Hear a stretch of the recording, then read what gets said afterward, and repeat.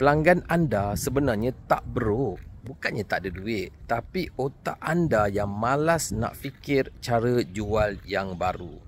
Zaman sekarang ni, orang tak beli sebab tak mampu.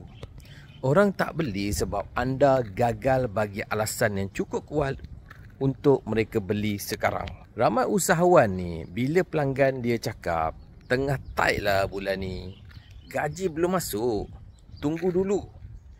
Apa lagi? Terus give up. Terus cakap ekonomi teruk. Terus buat status orang sekarang dah tak beli macam dulu. Padahal orang masih beli, tapi bukan dari anda. Kenapa? Sebab anda tak tahu main psikologi jualan. Sebab anda malas nak test skrip baru. Sebab anda masih ulang ayat yang sama sejak tahun 2021. Nak close sale waktu orang tengah tak mampu ni, kita kena buat 3 benda ni sekarang.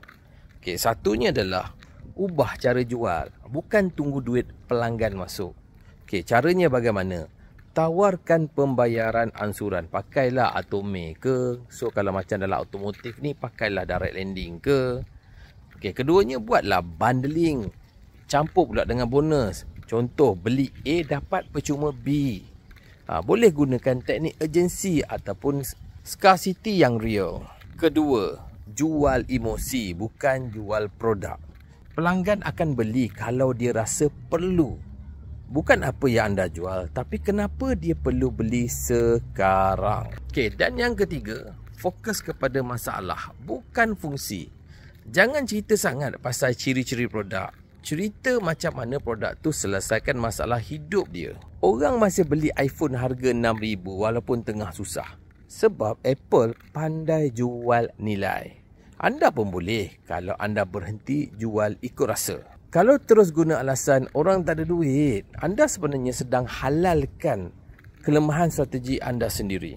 Follow saya setiap hari untuk belajar seni close sale waktu market sempit. Dan kalau anda rasa post ini boleh selamatkan kawan bisnes anda yang tengah give up sebelum sale drop, share post ini. Mungkin ini akan jadi turning point untuk dia bangkit semula.